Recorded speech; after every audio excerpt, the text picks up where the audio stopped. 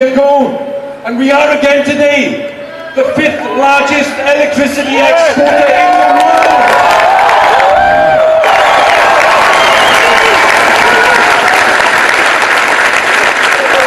We have in Wales 15% of Europe's entire tidal and wave power potential.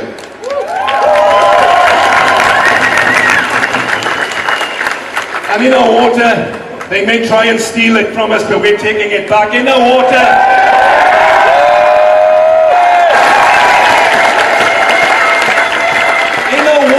we have a valuable resource that the head of the French utility, Suez, has this year said will be the oil of the 21st century, rising in value as demand outstrips supply.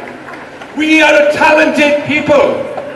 We are a talented people. It's the chips of a company from Cardiff and Newport, IQE, that powers the world's smartphones and soon will power the world's driverless cars.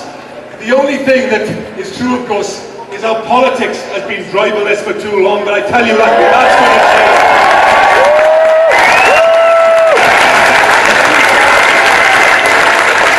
But for all this great potential that we have, a third of our children and a quarter of adults in Wales are living in poverty. We have the highest rate of imprisonment of any country in Western Europe. 1 in every 74 people in this city are homeless. That's the shame. That's the legacy that's been bequeathed to us by the British state, and that's what we have to reject. A mile to the south from here, our capital city in Butetown, people die on average 10 years younger than people in the centre of London. But here's the good news. Here's the good news. Tell it loud. There's nothing inevitable about the condition of our people. We can abolish poverty in Wales.